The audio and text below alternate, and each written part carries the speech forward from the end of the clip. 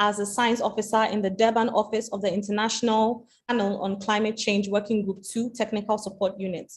Before his current post, he worked as a web-based relations institute between 2015 and 2017.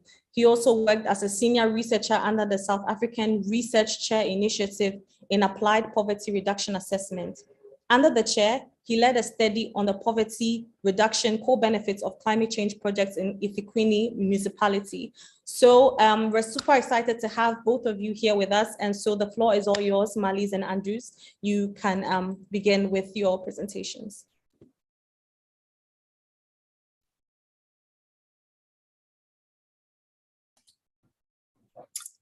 Many thanks, Joyce, for that introduction.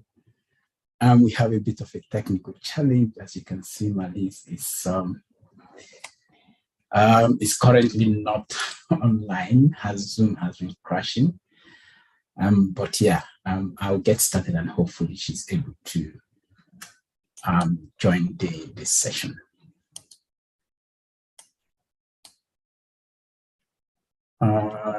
Can you see my screen? Yes. Okay. You can still see my screen? Yes. Right.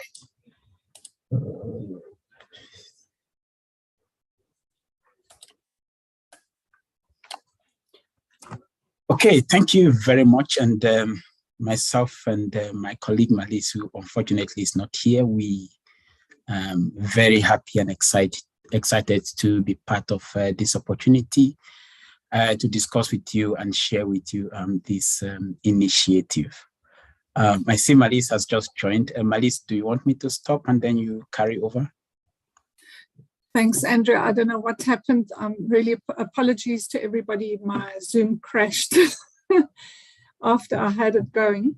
So I am able to share now. Okay. So you can take over. Right.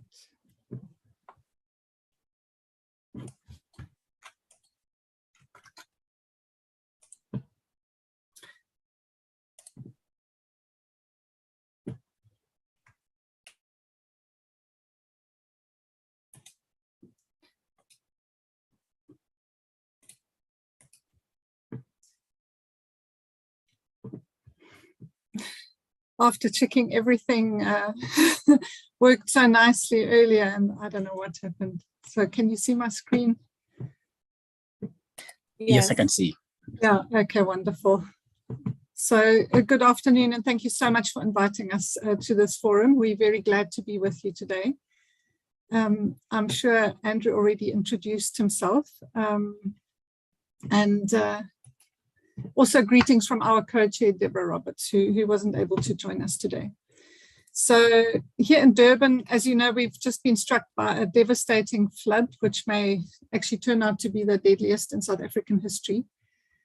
All this destruction of people's homes and lives and infrastructure is really shocking and devastating. And as always, those who are least able to afford the disasters, who already had little to begin with, they suffer the most. And these climate change related extreme events have really impacted millions of Africans. And people are displaced every year by weather related disasters. Just to give you some numbers, the IPCC report finds that over 300 million people in Africa were affected by natural disasters over the last 20 years. 80% of these by floods and 16% by droughts. And over 40,000 people died, mainly from 30% from floods and 40% from droughts. So showing that floods affect more people, but droughts are more deadly in general. So these events will become more likely, more frequent and more intense with every bit of warming. And Africa is a hotspot for these changes. So this is a key finding of the latest IPCC report. Another key finding is that this interaction between climate change ecosystem degradation, and socioeconomic development. And the biggest challenge for Africa will be how to develop, reduce poverty and hunger, improve well-being, livelihoods, service delivery, and grow economies in a sustainable way, and without making climate change worse by relying on fossil fuels. Topics that come up in the reports include questions of equity and justice, including climate justice, root causes such as colonialism, social vulnerability, and weak governance. But the reports also focus strongly on response options, what we can practically do to stop climate change and to adapt to the changes that are already a reality, many of which are still going to get worse no matter what we do. And then, of course, what is needed to get it done? For example, finances, capacity, technology, cooperation, integrated planning, and so on. Now, journalists are such an important link between science and the people. I listened to the recording of your previous session and found it very interesting. One speaker said journalists and climate scientists need to work together in Africa to best communicate the findings and analyses related to the local climate situation, to make it understandable for decision makers and the public. So this is not always easy. Firstly, scientists speak a different language, and they need to translate their work into language and concepts that other people can understand. And they sometimes find that difficult, but without this, knowledge gets stuck with those who already know it. And journalists are obviously good at speaking a language that people get, and telling stories that people find interesting. In the last session, one presenter spoke about the storytelling and how to find stories to tell. So one obstacle in talking about climate change is that many countries still have low levels of climate change literacy. Our own province apparently is particularly low, so we've got some work to do there. Another obstacle is that Africa faces many other challenges, next to which climate change is just one more and maybe not even the most evident one. So it can be hard to convince people sometimes that climate change is really the most urgent issue facing humanity. So it's quite important for us to talk about how climate change interacts with these other challenges, how it makes things worse and how it hinders progress, and that you cannot address development without considering climate change, adaptation, and mitigation. The current IPCC assessment, more than previous assessments, has made these connections between people, nature, and climate, and between climate change, adaptation, mitigation, and socioeconomic development. The IPCC is also recognizing the value of better communication and outreach, and how important it is to pull out specific messages of different regions. So, for example, there's a fact sheet on Africa with some of the main messages on this continent. Andrew helped put this together. So Andrew, can you just talk us through this fact sheet quickly? Many thanks, Malice. And as Malice noted, the IPCC report, it's quite a massive undertaking. It comprised of the Working Group 2 report. It comprised of 8 sectoral chapters, 6 regional chapters, 3 synthesis chapters, and 7 cross-chapter papers. Chapter 9, which is one of the chapters of the report, focused on Africa. So the fact sheet that Marlies just showed you is a synthesis of the key messages from chapter 9. And here we just have one slide that further synthesizes the key message. And the intention is that we'll be able to focus more on trying to point you on how to navigate and find relevant messages from the report that might be useful for you. And as you can see here, the report tells us that Africa has already experienced losses and damages that are attributable to anthropogenic climate change. These include reduced food production, reduced economic output across the continent. There's also evidence of loss of biodiversity and increased human morbidity and mortality. The report also found rainfall and river discharge has become more variable. And as Malis tells you about the ongoing experience in Durban, doubling or halving compared to long-term historical mean across the continent. And projected changes present heightened cross-cutting risks to water-dependent sectors, such as food and energy. There is evidence of increased climate-related migration across the continent. Over 2.6 million and 3.4 million new weather-related displacement occurred in sub-Saharan Africa in 2018 and 2019 alone. Culture and heritage in Africa have also been impacted by climate change, and they are poorly prepared to respond to future climate impacts. There's also evidence of adaptation, what we are doing to respond to the observed impact of climate change, but technological, institutional, and financial factors are identified as some of the major barriers to climate adaptation and feasibility on the continent. The report found that strengthening governance for climate resilient development is a critical aspect of responding to the current impacts of climate change and future climate risks. I now hand back over to Malis to take us through how you can navigate finding some of the important information about the IPCC and the report itself. Over to you, Malis. Thanks very much, Andrew. So yeah, there is just so much information, and time is short. So we would like to just give you a quick tour of the latest cycle and leave you with some directions on how to find this information, as Andrew said.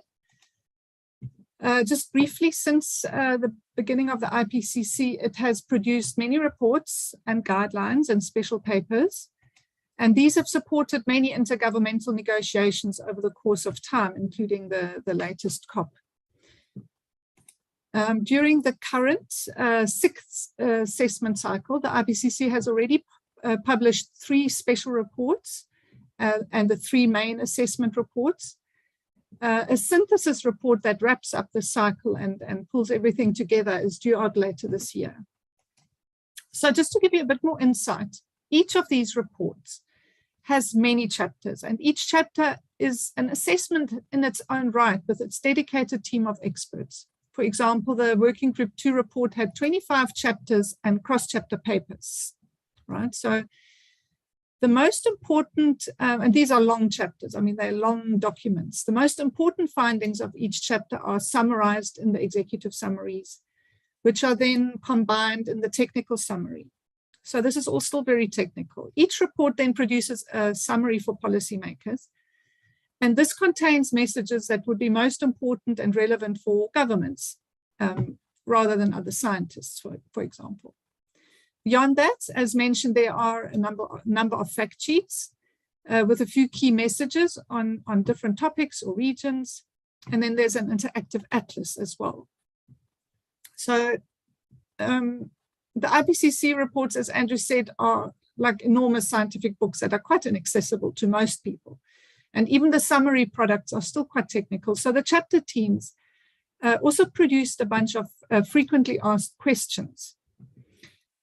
Questions they think are interesting and important for the public to understand with answers. So these are targeted at people outside of academia or policy, such as the media, like yourselves, or educators, or an informed public.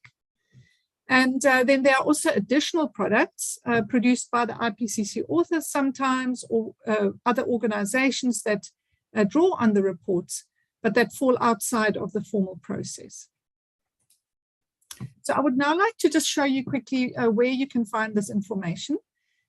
Here we're starting on the main IPCC website. The address is there at the top. If you go to click on reports, then you see all the reports of this cycle as well as the last cycle. There is the one, Working Group 2, that's the one that Andrew and I have been supporting mainly. Then you get to this page. So if you scroll down, you start seeing some of the products that I mentioned just now. The fact sheets, frequently asked questions, all those things. If you scroll down even further, then you get to this information on the press release. So here is the video of the press release. And with a beautiful introductory video and messages from various VIPs and presentations by the two co-chairs. So this is really worth watching. And this is the only link, except the link that the direct YouTube link that you'll get at the end of this presentation. So this is how you find it from the website. Then if you scroll back to the top and click on this, read the report here, then you get to another page which has a specific link to another page for the press. So I'm just walking you through this because it's a bit easy to get lost on the website. So there's some documents, the press release in different languages, the UN languages, and some other information, and again, some of the things I've mentioned already. So there are also other resources. Not all of them are linked from the IPCC website. Some of them you find elsewhere. But basically from here, you can then go and follow the same links to the other reports. They have similar information, and watch out for the synthesis report later this year. Now for specific information on Africa, here we would like to point you first of all to two outreach events. One is a presentation on the main messages of the Working Group 2 main assessment report on impacts, adaptation and vulnerability. This was done for the South African Presidential Commission, and it happened just a few days after the report was accepted. And there's also a recording of this on the government website, and we'll give you the links for that. And then last year, there was an African outreach event on what the 3 special reports say about Africa. The presentation has been compiled into an easily readable booklet, which you can download from our office website. There's also a recording and an outreach event page with some other information. This is our office website at the University of KwaZulu-Natal, who hosts our office. And this is where you can download that information. You can also find another booklet, which you might find interesting, called What I Can Do About Climate Change. This is for the general public, and talks about what individual people can do about their carbon footprint. Finally, the Africa chapter authors, together with other organizations, have produced fact sheets for Western, Central, and Southern Africa. So separate fact sheets by region, African region, which is also very interesting, with more detailed regional messaging. And you can find these on the CDKN website. Here are all the links, the IPCC website, the press release, the Africa messages of the special report, the presidential thing, basically all the links that I spoke about just now. And then at the bottom, how to participate in the IPCC. And here I hand you back to Andrew, who will talk to that topic. Many thanks, Malise. At this point, also pointing out that, as you may know, the 6th assessment cycle is coming to a close. So there's very limited opportunity to participate in the current cycle, but this is also an important a stage where preparation for participation in the 7th assessment cycle should begin. And we thought we should take you quickly through some of the ways that you can participate in the work of IPCC, because the report of the IPCC, it's open to participation from anyone in various ways. And as Africans, as academics, as media people, you can participate in various ways. The first important way is to produce relevant peer-reviewed literature if you're an academic. And they should be geared towards addressing important gaps and topics for Africa. How do you identify gaps? Check previous reports, such as the special report on 1.5, the special report on oceans and cryosphere, the special report on climate change and land, and they recently approved the 6 assessment reports for the 3 working groups. Most of the chapters will have a section where they mention the knowledge gaps. So you could use that as a starting point and go down into your area of specialization, trying to do research and publish in those areas to fill in those critical knowledge gaps that have been mentioned, so that those become picked up in the next assessment cycle. Because IPCC does not produce primary research, it rather synthesizes existing body of knowledge that have been published. You could also be involved in the IPCC by becoming an IPCC author. Normally, you get nominated to be part of this, and it's done through the focal points, and you can find your focal points on the IPCC website, the focal point of your country, and also IPCC observer organizations. And then you can review drafts of IPCC report, and this is where it's open to anyone who wants to be an expert reviewer, and as media delegations, you can participate and also help in facilitating outreach events to take out the messages about the IPCC report to the broader public. So for the media, becoming an IPCC expert reviewer is an important way to contribute to sharpening the message of the report. A starting point for you might be the summary products, the summary for policymakers, and the technical summary, which are often quite widely read and referenced in various parts of the world. And in reviewing those, it is advisable to focus on focus on the clarity of the message, look at how to sharpen those messages and make them easily accessible to the public. And next slide, please, Marlies. So expert reviewers, they play a critical role in the production of IPCC reports. They ensure higher standards of scientific excellence, clarity, and balance. Experts come from present a wide range of views, expertise, geographical representations, and these are helpful in ensuring that the message are clear, that they are representative, and they cover all the critical information that should be there. And all your contribution as an expert reviewer are addressed by the authors, they are responded to, and the responses to the review comments get published by the time that the report is approved and finalized. So overall, as an expert reviewer, your contribution helps in sharpening the key messages of the report. Next slide, please, Marlies.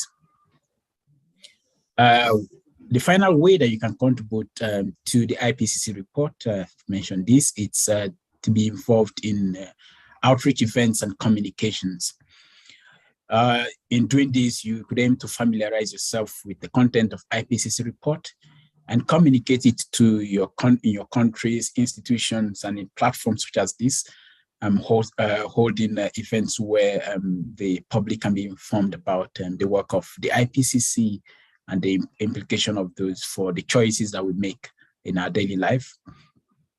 You communicate climate change within your field of influence through seminars, publishing newspaper articles. I think Nathan is going to talk about that shortly. Social media and various other platforms. You can also comment on the work of other people, those who have published maybe on social media handles. You comment on that to make the messages widely accessible to other people. And then get involved through disseminating information about IPCC expert meetings, and also helping to communicate messages about the next assessment cycle to increase the number of people, particularly from Africa, who will be involved in contributing to the report. Information about the work of the IPCC key milestones are published on IPCC's website and its social media handles. So I encourage you to subscribe to those so that you get notified when those become available. And next slide, please, Marlies. So there's a booklet, very nice booklet that has been put together that expands further on how you can participate in the IPCC, in the work of the IPCC, and you can download this by following the link provided. So thank you very much for your attention, and I now hand over to Joyce. Wow, thank you so much. That was a lot of information, and I mean, there's so much to absorb from all that you've put together, and I just want to thank you guys for it. And so moving on to the community, if you have any questions, comment section, put it, and I will direct it to Marlies and Andrew. And I specifically have a question, but the question is for the early parts of your presentation. So you were talking about the some of the things that the IP report addresses, and I just wanted you to touch a bit. I don't know whether Marlies or Andrew would like to answer it next, but what I wanted you to touch on a bit is on how to strengthen governance for climate resilience development. Like just briefly, you know, give us a bit of understanding into how that works.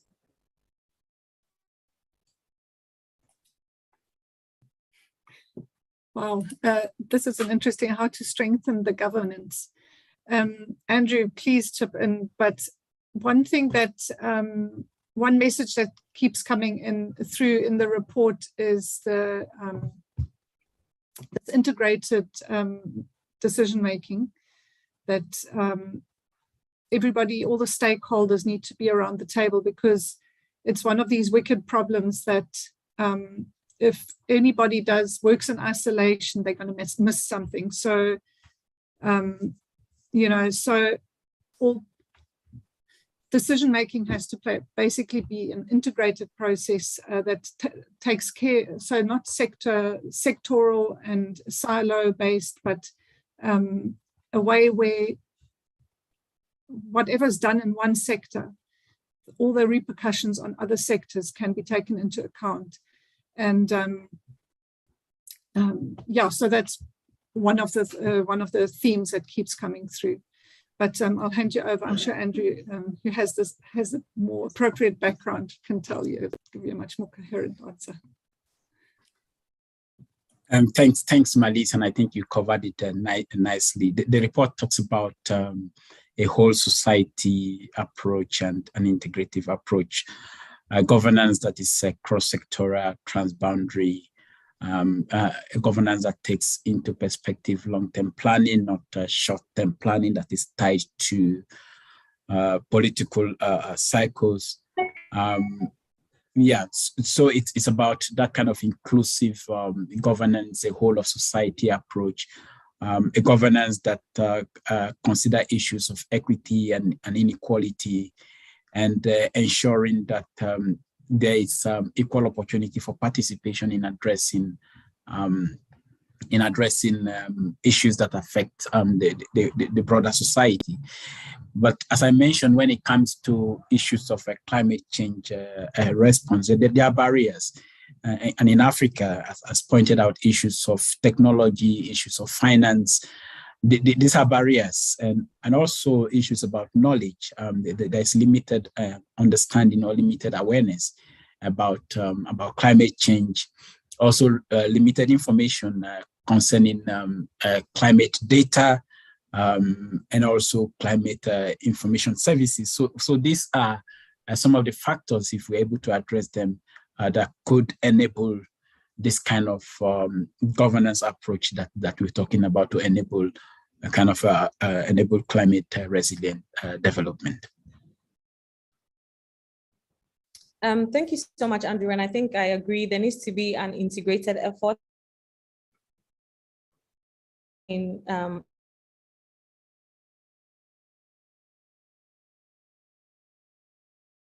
much time in it. So we're going to quickly move on to our next speaker. Thank you so much, Marlies and Andrew, for your insights into the report. So for all the registrants, everything that was shared with you today, we're going to have that available to you in a follow-up email with all the links and all the resources that you need to follow up with everything that has been discussed with you. So yeah, we're moving on to the next. So our next guest speaker today is Ethan van Dyman. Ethan is a South African data and investigative journalist based in Cape Town, where he writes for the Daily Maverick. He was formerly based in Johannesburg as an Open Society Foundation Investigative Journalism Fellow. His reporting is at the intersection of climate change, energy, and development in sub-Saharan Africa. He is currently a member of the Oxford Climate Journalism Network, and he is a former COP26 Climate Tracker Fellow. Today, he will be taking us through how to amplify the message of the IPCC report within our local context to inspire action. So we can't wait to hear all the info you have for us. So the floor is all yours, Ethan. Thanks, Joyce, and thank you to the other panelists and everyone here for being here. It's pretty hard to follow from Marlies and Andrew, but I'll try to do that. Okay, so I'm just going to share my screen. It is based on the Africa chapter, but that's where I start from. So let me just do this. Okay. Can you guys see everything? Do you see this? Yes. Okay, great.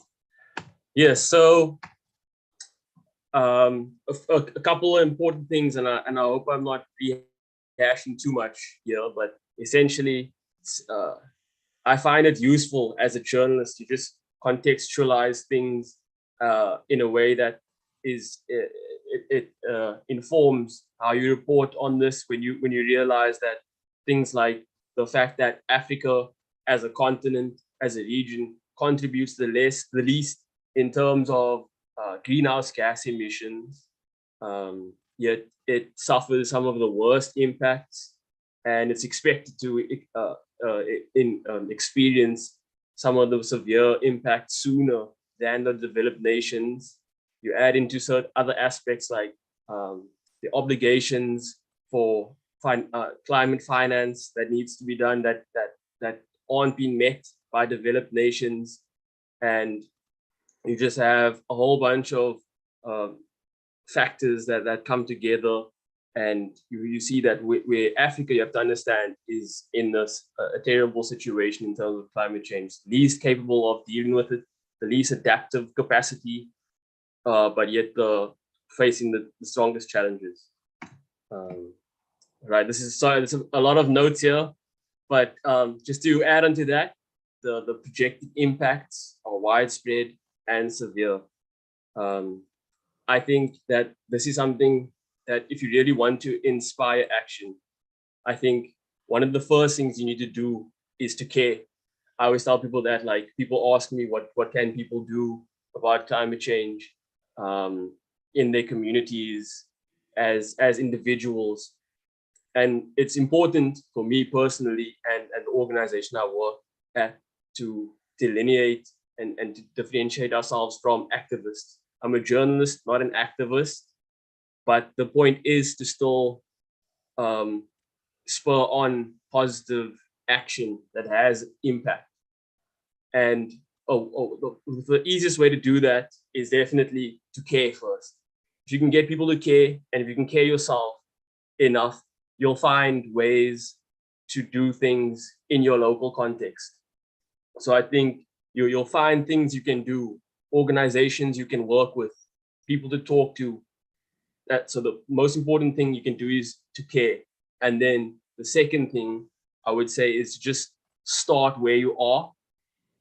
If you really want to localize and your context and help people understand the projected impacts and why, and the various things that make climate change this threat that we have to consider, this intersecting, all-encompassing threat that it is, then the next step is just to really locate yourself in that global process and start where you are. So I'll go on to the next slide. This is what I was mentioning, the multi-dimensional vulnerability. When you realize that we have people that are greater levels of unemployment and poverty, and lower levels of development, informal housing, a rapidly urbanizing population. All of these factors are very important to consider in the context of climate change. We need to center climate in development and be cognizant of how the world is going to change, how it's projected to change, what the projected impacts are, and how to respond accordingly. So this is just to carry on with chapter 9 is benefits of adaptation. We've recently seen in South Africa, for example, just like last week, as was mentioned before by Marily, I believe, was that we had these record-breaking rainfall in the KwaZulu-Natal province, and literally breaking records, over 300 millimeters of rain in a 24-hour period in some places, more in others. And it just brought into stark relief what is likely to happen increasingly in future, and why we need to start thinking about adaptation now. We need to have been thinking about it a long time ago, and it also shows us how important it is for these things to be known in the local context. So I'm currently working on a story about early warning systems.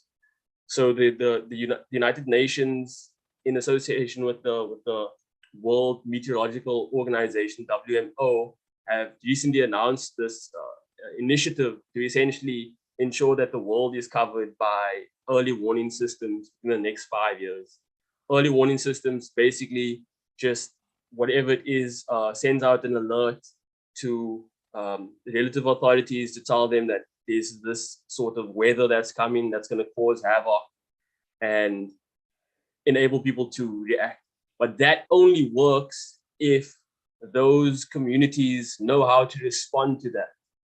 So that brings me back to a point about being informed is very important, and knowing what to do, how to react, and how to respond, super important. But now, just from speaking as a journalist, I'd say there's a number of things that people can do in the context, in relation to the report.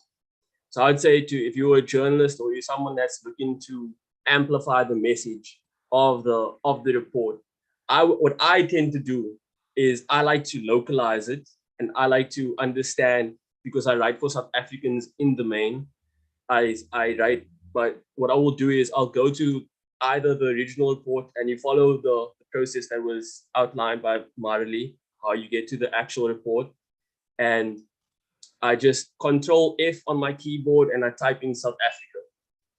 So what you do, you go around and you find the whatever is noteworthy, particularly noteworthy, and is likely to you have to use news judgment, really, is what I do. And you have to decide that this is, if the right person reads this story, it could spur on the type of action that could have a positive impact. So I would say is make it local, find a local link in this, in whatever you're doing, whether it be this report, the one that followed it, or the synthesis report. You got to make it local if you want it to have an impact, and you want to really connect with people. Find out what your local and provincial or national determined contributions are, what your NDCs are, what are your adaptation strategies in your country, wherever you are in Africa, because it's quite complex to talk about the impacts, projected impacts, and the strategies to respond to them, because they differ region to region, country to country.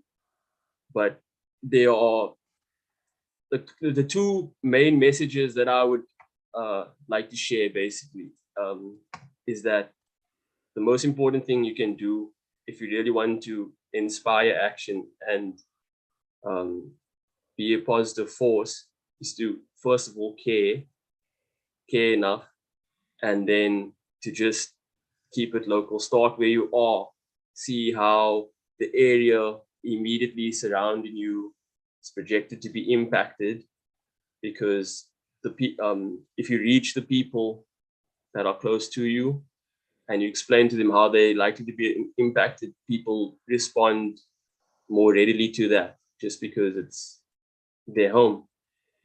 Yeah, that's me. I'm willing to answer any questions, any and all questions that you may have, and that's back over to you, Joyce.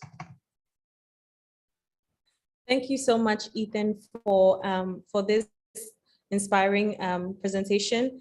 I agree that you definitely have to care, because if you don't care, it would even show in your writing. It would show in probably even how you talk about the issues that are happening in your locality.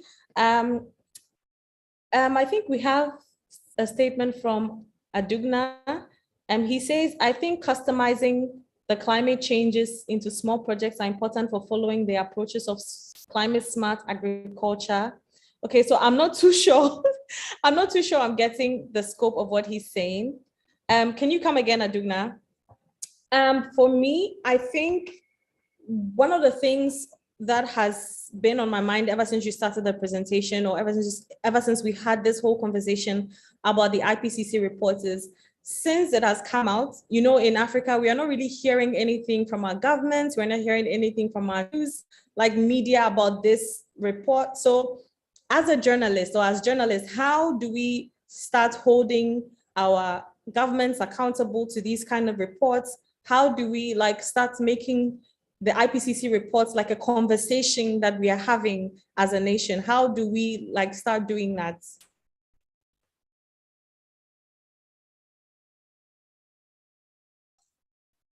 Oh, Joyce, was that directed at me? I'm sorry, Joyce, I didn't. Sorry?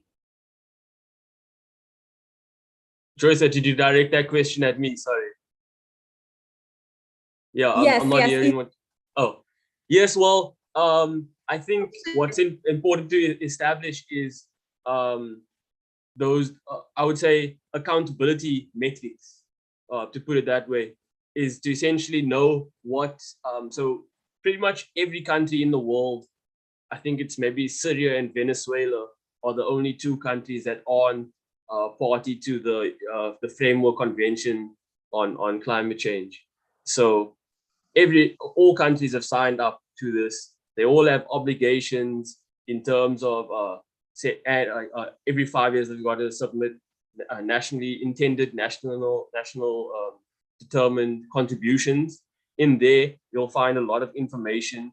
You can get that on the UNF's CC website too.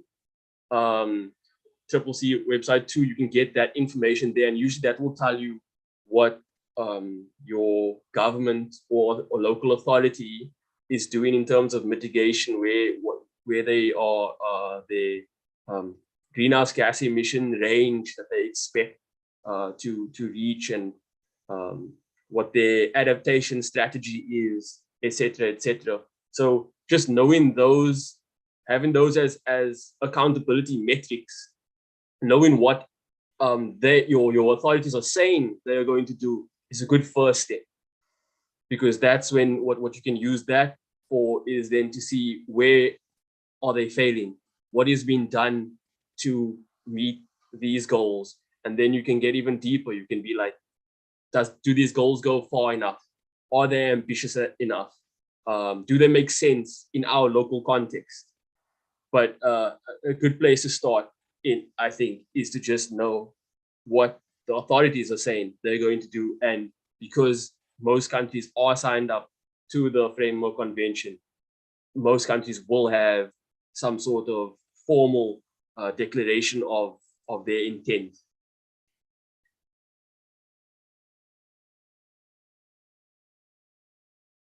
Thank you so much for that. Before we go on to Aduna's question again, I just wanted to get a bit of advice or insight from you. especially for our community of journalists who happen to be, most of them happen to be freelancers.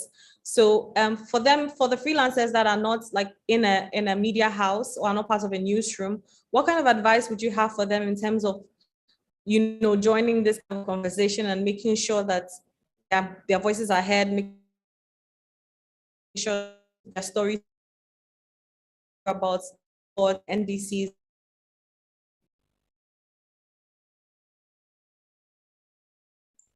You broke up a little bit there, Hello, Joyce, Ethan. but I got most of the question, I think. You want me to go over again? If I understand correctly, you're asking like, what can freelancers, how can they be a part of the climate journalism in general, if they don't have the same sort? Well, I think it's definitely a developing beat. I think climate journalism as an area of focus is new. So there aren't a lot of established outlets or avenues to access to if you want to get published. But I think you would ideally you would go through wherever you usually work as a freelancer. It helps approaching organizations that do cover climate change in Africa. Once again, identifying in your local context. You got to know who is doing the kind of journalism, or who would be willing to publish the kind of journalism that you might be doing. Comes down to identifying who those people are. Then there are many ways that people get their message out these days beyond just stories in a newspaper or online. People have Substack, and they have their own newsletters and blogs. There are different ways to do it. Well, I think the point is it's like climate change. It's all encompassing, but it differs. It can vary region to region, and I suppose that's how you should approach it with your journalism too. It's not going to be the same everywhere, and if you're a freelancer, you just I don't know. I've been lucky that I've never been a freelancer, so I'm probably not the best to answer that question. Yeah. Yeah, thank you so much, Ethan. I think what you said makes sense. I mean, there are various avenues to make your voice be heard, especially in this digitized world where you can own a blog, you can put out a newsletter. So yeah, I think that makes sense. Thank you so much, Ethan. So moving back to Adigna, I think this question will be best for Marley or Andrew. So Adigna said, we need to break down adaptation into projects to cope with climate change. What possible recommendations do you have for that? So recommendations for breaking down adaptation into projects. I don't know, Marlies, Andrew, I don't know if you understand the question, or if you want him to explain a bit further.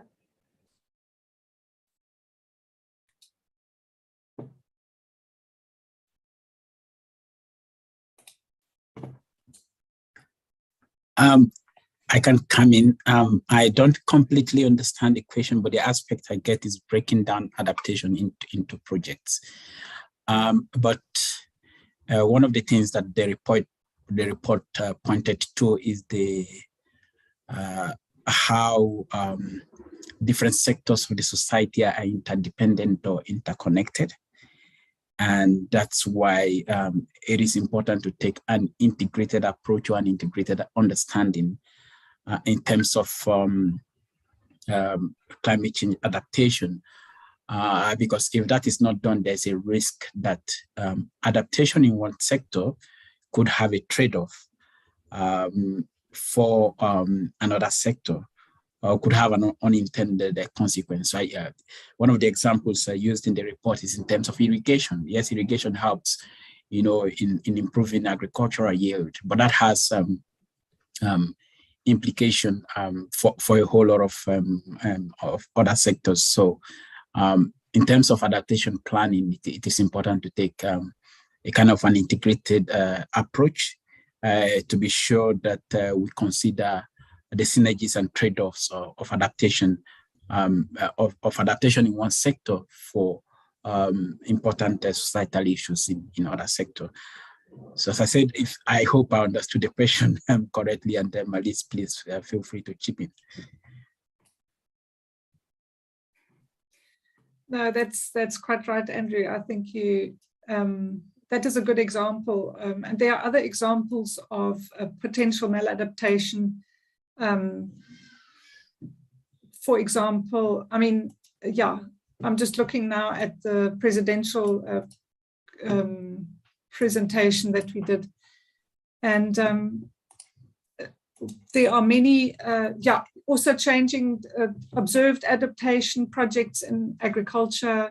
There's adaptation, livestock and crops, changing crops, livestock mixes that are more resilient to drought. But all these have to be integrated, just like Andrew said. I won't say any more than that. Thank you.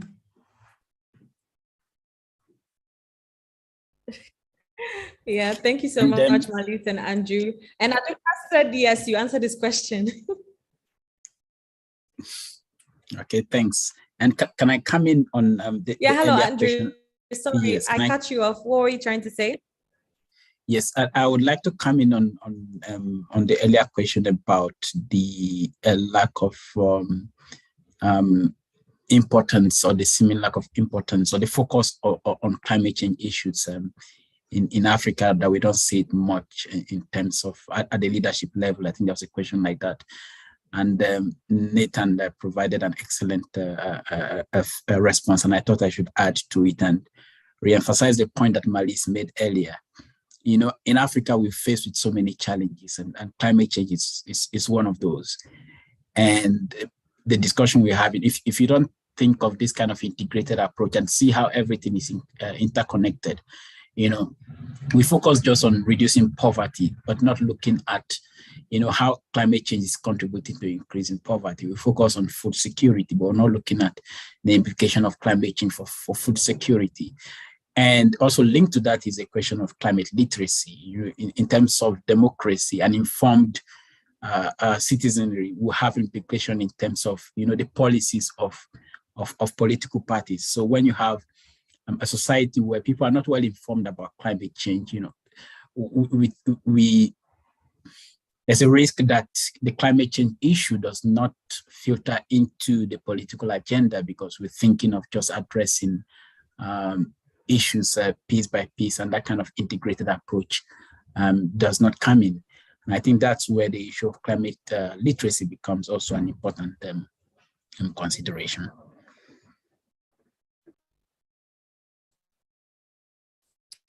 Thank you so much for that. I think that makes perfect sense, because we live in an interconnected world.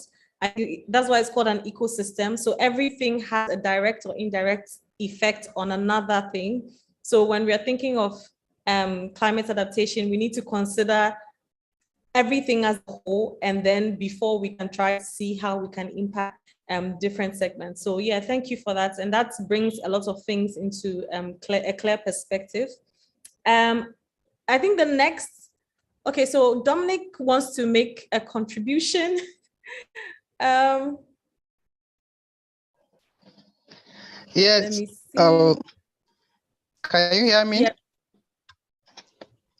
Yes, I'm Dominic Yes. from Nigeria. Yes.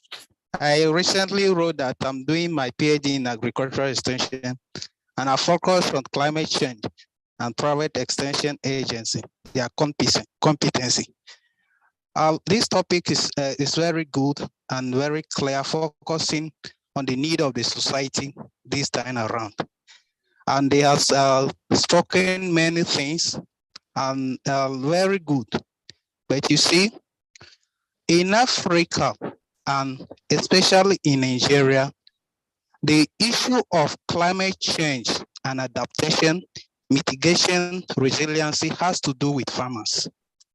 Now, if you can take, the problem is that who are the people to link this innovation or the latest technology to farmers is the problem, because we lack extension agents. In Nigeria now, for example, one extension agent is covering up to 3,000 farmers against the United Nations standard of at least one extension agent to 500 farmers. So these are the problems we are facing. Even though the policymakers we come on the table, we discuss all these things, I don't think farmers are here. So now, the charity organization, NGOs, they have to look for a way that at least extension agent will be involved. All farmers, the stakeholders too will be involved. That is, sometimes we talk about climate smart agriculture. It's very important. And then talking about the adaptation, you know, they mention it has to do in very phases. Whenever you are talking about adaptation, you talk about mitigation and then resilience. The resilience approach is for the farmers to adjust because something has been changed. And those things have to be prepared for the farmers. Let them know that if you are going into adaptation, for example, going into early farming, the use of early maturity seed, then you have to forget about the seed that you were using. And also the mitigation approach, they are very sensitive that farmers always find it very difficult to cope with it, because it has to do with afforestation, stop tree fallings, and these things are very important to preach to the farmers. Then where are the people to link this innovation to the farmers is always a problem, especially in Africa and Nigeria. Then the stakeholders that are concerned at the world level in Africa, they have to look onto this. This is my contribution. Time is fast going. Thank you for the chance giving. Thank you. Thank you so much, Dominic, for your contribution. Thank you for your passion, because that is what we need for this whole discussion. You need to care, like what Ethan said, and that clearly shows. And I think we can probably discuss that further. I would follow up with you in an email because you're part of the registrants, so that we can further discuss this and see how we can also help as well. So I think we've gotten to the end of our discussion.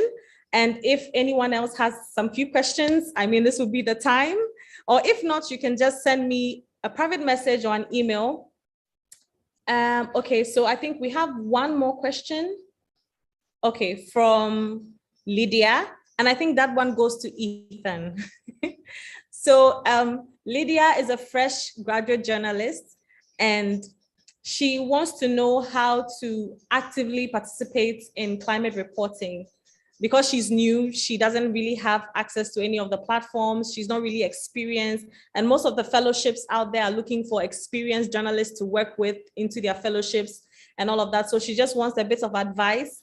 So how can young journalists without experience hone in on their skills and make themselves ready for the job market or for these opportunities? Yeah, what I would suggest is just keep honing your craft. Even I understand it's tough to go out and write a story if you have, or to spend resources on going out to chase a story, following sources and getting visuals if you aren't assured of publication or anything like that. But there's so many decentralized platforms and options that are available these days. You just essentially create your own portfolio outside of an organization first, is what I would recommend to someone starting out. By that I mean, write your own stories, put it on a WordPress or Twitter, Substack, in some sort of newsletter format, there are multiple ways to still be a journalist and then, you know, chase those options or those opportunities to submit articles as a freelancer. But I would say in my experience, how I was fortunate is that I did like 3 internships, basically. I was an intern and I only started covering climate change like less than a year ago. But I just wanted to take the investigative aspects and bring that into the climate space. And what I did was, I know that it's said there that most of these fellowships look for experienced people. I'm not sure how accurate that is. A lot of the time it is true that they're all looking for people with some experience, but experience can mean what I just mentioned. It can mean having your own portfolio, having a bunch of stories that you've posted on your own website or your own blog or in your newsletter. And so yeah, how can you help young journalists hone their skills just to get out there, go identify, find what aspect of the climate change really resonates with you, and go out there and chase it. Tell a story that you think is important. If you feel passionate about it, if you care, it'll come through in your writing or your audio or whatever it is, whatever your medium is, it'll come out. So the best way to start is to start. Just, you know, go out there and do whatever you can first. And then also a number of websites. iJoinNet is a good one. They have a bunch of opportunities that they link to. Those are also worth looking into. They'll have those there. And then, especially now with climate change, there's so many people are offering night lab, for example. So tons of places that are offering free courses. The Oxford course, fellowship course that I'm on, they didn't care that I was experienced or not, because they take you through a period of learning where you're learning things that I know anyway, but they teach you like a beginner. So the opportunities do exist. You just have to. Okay, I would say the most important thing, in a nutshell, the most important thing to do is build a portfolio. Just do some work, even if it doesn't get published. Eventually it will, maybe, if it's not locked in time, but just, yeah, create some content.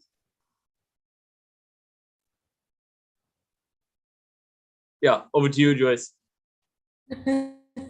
Thank you so much, Ethan. Unfortunately, a bit of your network was a bit unstable, but I think they were able to get the main points of what you were saying. Lydia is super excited for the advice.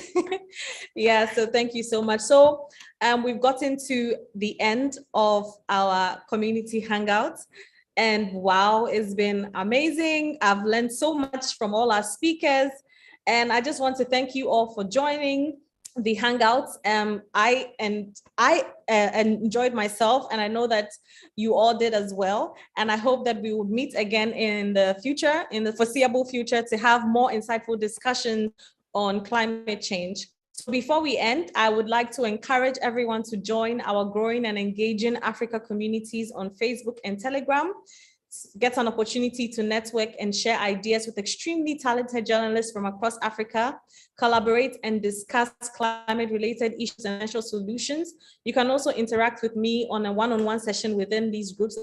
So the follow-up email and of today's discussion and a recording of the session as well, and a link to all these groups, so that if you're interested in joining, you can join as well. And if you have any further questions while watching the recording of this session, you can just send me a message, and then I would either reply you, or if I don't have the answers, I'll forward it to our speakers, and then they would get back to you on that. Before we say a goodbye, I would like us to all take a group picture. So if you can put on your video so that we can pose for a picture, that would be great. I hope my video works. This time around, it wasn't working the whole session. Okay, guys. So I'm gonna take the screenshot. I'm giving you some time to like smile. I'll take the screenshot in 3 seconds. Right? 1, 2, 3. Thank you so much. Yeah, that's it. Back to you, Joyce. Thank you so much. Thank you. And it was amazing, truly, truly amazing having you guys. I would follow up with an email and you would get the recording of the session. So have a great day. Bye. Okay, thanks. And Bye. Thanks very much. Sorry. Thanks very much.